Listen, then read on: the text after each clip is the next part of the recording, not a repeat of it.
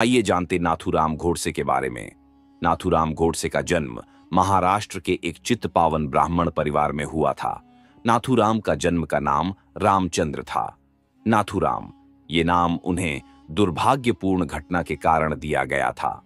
नाथूराम से जन्म से पहले उनके माता पिता के 3 बेटे और बेटी थी। 3 लड़कों की बचपन में ही मृत्यु हो गई थी। पुरुष बच्चों को कोई अभिशाप, ये सोचकर युवा रामचंद्र को अपने जीवन के कुछ वर्षों के लिए एक लड़की के रूप में पाला गया था। उनकी नाक छिदवा दी गई थी। हाँ, आप सही सुन रहे हे, उनकी नाक छीदी हुई थी और उसे नथ पहनने के लिए छीदवाया गया था। उसी कारण से उन्हें नाथूराम उपनाम दिया गया और बचपन में उन्हें लड़कियों के कपड़े पहना दिए गए थे। अपने छोटे भाई के जन्म के बाद उन्हें एक लड़के के रूप में देखा गया। उसके बाद गोडसे 5वें स्तर के माध्यम से बारामती में स्थानीय स्कूल में भाग लिया। इसके बाद अंग्रेजी माध्यम के लिए पुणे में भेजा गया, लेकिन गोडसे से 10वीं की एग्जाम में फेल हो गया था। उसके बाद नाथूराम गोडसे 1930 में महात्मा गांधी के नेतृत्व में सविनय या अवज्ञा आंदोलन में सक्रिय रूप से भाग लिया था। उसके बाद गोडसे ने अपना दूसरा राजनीतिक गुरु बना लिया था और वे थे वीर सावरकर। सावरकर से मिलने के बाद गोडसे ने प्रथम स्वातंत्र्य समर और हिंदुत्व जैसी किताब भी पढ़ी थी।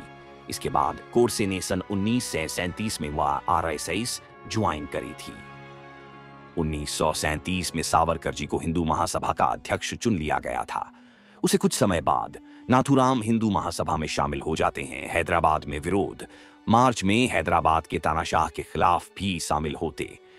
इसी कारण उन्हें 12 महीने की कैद की सजा सुनाई गई।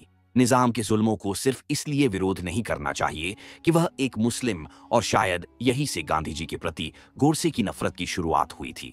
और 1947 में गोडसे की मुलाकात आप्टे से हुई थी और इन दोनों ने मिलकर इनका समाचार पत्र अग्रणी स्टार्ट कर था। और इसमें नाथूराम गांधी जी को नीतियों का विरोध करता था और इसी कारण से सरकार ने अग्रणी पर प्रतिबंध लगा दिया था। और कुछ समय बाद गोडसे और आप्टे ने हिंदू राष्ट्र के नाम से नया समाचार पत्र शुरू कर दिया था। गांधी जी जीवन के अंतिम अनशन 13 जनवरी 1948 को मंगलवार की सुबह में आरंभ हुआ था। गांधी जी कहते हैं, जब तक पाकिस्तान को उसके 55 करोड़ रुपए का भुगतान नहीं कर दिया जाता, तब तक बापू अनशन भंग नहीं करेंगे। और दूसरी तरफ कई आम लोग और नाथूराम और आप्टे भी गुस्सा हो जाते और तब तक नाथूराम महात्मा गांधी की जीवन लीला समाप्त करने का सोचता है। 13 जनवरी वह अपने कार्यालय में नाथूराम, गोडसे, आप्टे, विष्णु करकरे और मदन लाल पाहवा, ये चारों लोग हथियार बेचने वाले के वहां जाते हैं। वहां पर दिगंबर बड़गए से ऑटोमेटिक पिस्टल और कुछ हथगोले और बारूद लिया। इसके बाद आप्टे सभी को 14 जनवरी को मिलने के लिए कहा। 14 जनवरी की सुबह को मंत्री और विशेष तौर पर सरदार पटेल को आघात पहुंचा। उसके बाद नेहरू और सरदार पटेल ने रुपए रोक लेने की फैसले को सही सिद्ध किया। उसके बाद 3 लोग, जो कि नाथूराम, आप्टे और बड़गए, ये तीनों सदन सावरकर को मिलने चले जाते हैं। लेकिन इन तीनों से पहले करकरे सावरकर से मदन लाल पाहवा को मिलवा चुके थे। उसके बाद बड़गए हिंदू महासभा के कार्यालय में चले जाते हैं। 17 जनवरी की शाम को नाथूराम और आप्टे सावरकर सदन गए और उनसे थोड़ी बातचीत की। उसके बाद में सीढ़ियों उतारकर उन्हें अपने घर के बाहर तक छोड़ना है और कहा, कार्य पूर्ण करके आना। जिस समय गांधी जी का वजन लिया जा रहा था, उसी समय 6 आदमी बिड़ला मंदिर के पीछे दूर तक फैली हुई झाड़ियां के बीच पिस्तौल कैसे चलाने की प्रैक्टिस कर रहे थे, लेकिन पिस्तौल सही से काम नहीं कर रही थी। उसके बाद सुबह 9 बजे नारायण, आप्टे और बड़गए बिड़ला हाउस गए और वहां का निरीक्षण करके आ गए। उसके बाद दोस्तों, मरीन होटल के 40 नंबर कमरे में शाम की तैयारी हो रही थी। सबको अपना अपना काम सौंपा जा रहा था। मदन लाल को बम फेंकना था और तब बड़गए गांधी जी पे फायर करेगा और पास में खड़ा हुआ गोपाल चुपके से झरोखों से अधगोला का फेंक देगा और इन सब से इनका शिकार बच ना सके। इसलिए मदन लाल गांधी जी पर एक और बम फेंकेगा और नाथूराम इस पूरी कार्रवाई पर नियंत्रण करेगा। करकरे गांधी जी के सामने जाकर मदन लाल को इशारा करेगा, तब मदन लाल हथगोला फेंकेगा। उसके थोड़े समय बाद कमरे में बहुत ही कष्टप्रद तनाव छाया हुआ था।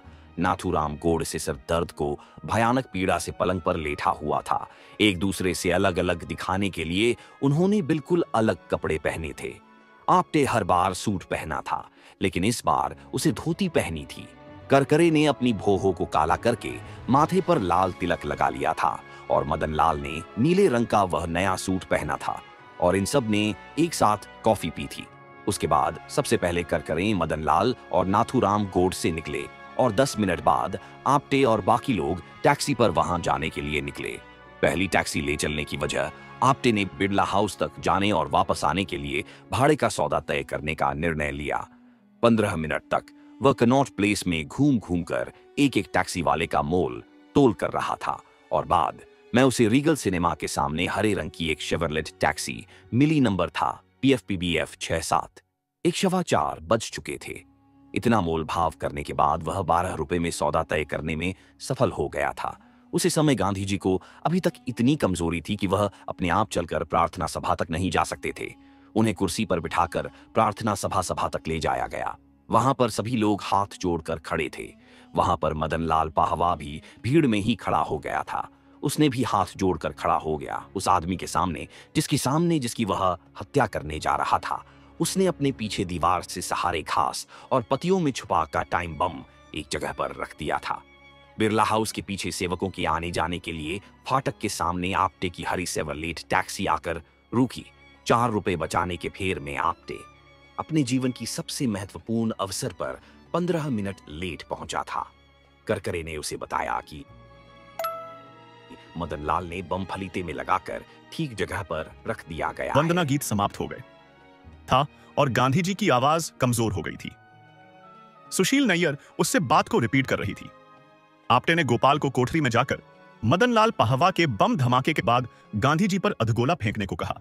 आप्टे ने बड़गे को नया काम सौंपा और कहा कि वह गांधी जी के जितना पास हो सके जाके खड़ा हो जाए। समय आने पर उनके सिर का निशान लेकर गोली चला देना। उसके बाद बाहर योजना को सही तरीका दे दिया गया। गोडसे ने देखा कि करकरे अपनी जगह पर पहुंच चुका है।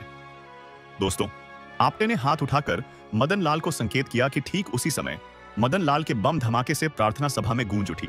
तब गांधी जी ने कहा, इससे अच्छी मौत और क्या हो सकती है कि प्रार्थना करते करते मर जाओ। इन सब के बाद गोपाल गोडसे को ना गोली चलने की कोई आवाज आई, न करकरे के हथगोला फटने का ही धमाका सुनाई दिया। और उस समय गांधी जी लोगों से शांत रहने को कह रहे थे। इसापी गांधी जी वहां पर लोगों के जन समूह से कह रहे थे कि चुप रहिए, शांत हो जाएगी, कोई बात नहीं। ये फौज वाले अभ्यास कर रहे हैं, शांत होकर अपने अपने जगह पर बैठ जाए और प्रार्थना जारी रहेगी और उसकी रियल वीडियो भी ही। उसके बाद बढ़ गए, मन ही मन सोचकर मेरा काम हथियार बेचना है, उन्हें उपयोग करना नहीं। और वहां से वह निकल गया। और उस समय एक लेडीज मदन लाल को बम विस्फोट करते समय देख लेती है और पुलिस से पकड़वा देती है। उसके बाद गोपाल गोडसे उसके भाई नाथूराम और आप्टे के पास जाकर खड़ा हो गया और ये तीनों सेवरलेट टैक्सी में बैठकर चले गए। उसने दूसरे साथियों की चिंता किए बिना उन्होंने ड्राइवर से जितने जल्दी हो सके वहां से बाहर लेकर जाने को कहा। तब करकरे मदन लाल को देखा और पुलिस उसे पकड़कर ले जा रही थी और वह भी वहां से निकल गया। जब पुलिस ने मदन लाल से पूछताछ की तो उसने अपने साथियों के बारे में पुलिस को बताया कि वह लोग पुणे से आए थे और वह उनके अखबार का नाम भी जानता था। इतनी जानकारी के सहारे पुलिस को देर नहीं लगनी चाहिए थी। अब नाथूराम ने गोपाल गोडसे को वापस पुणे जाने को कहा था। गांधी जी ने कहा, कोई सामने आकर मेरे पर गोली चल देता और मैं राम जी नाम लेते हुए गोली खा लेता तो तुम दुनिया से कहना कि मैं सच्चा महात्मा था। नाथूराम गोडसे और नारायण आप्टे दिल्ली से भाग जाते ही और उन्हें पुलिस की गिरफ्तारी का भय सतारा रहा था।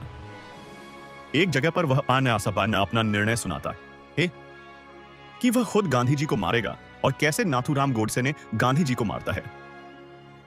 अगले पार्ट 2 में जाने गए थैंक्स फॉर वॉचिंग से आए थे और वह